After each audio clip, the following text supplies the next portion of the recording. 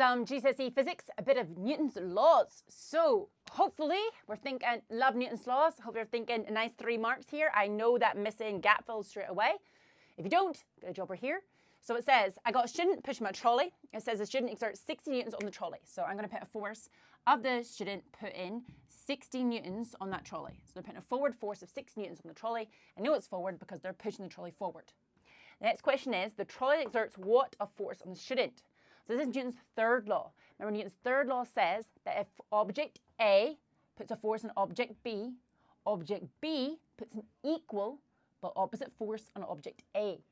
So if the student pushes the trolley forward with 6 newtons, the trolley pushes the student backward with 60 newtons. So it should be 60 newtons.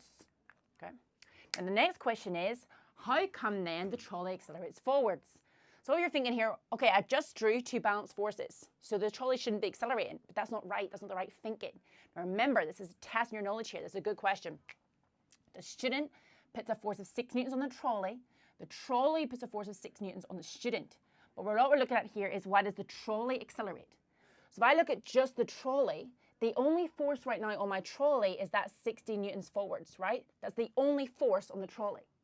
So if we look at just the trolley, so just the trolley has 60 newtons pushing it forward. Right? There's not a force on the trolley pushing it backward.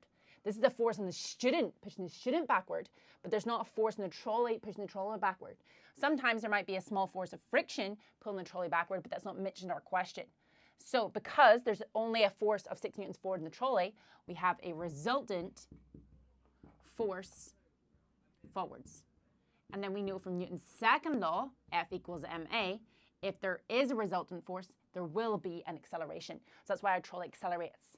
So key thing here is Newton's third law is different objects. Those forces act in different objects.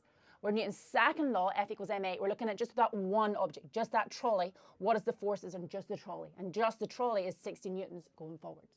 So hopefully you find this helpful. Remember, you can always join our online classes. Just click the description.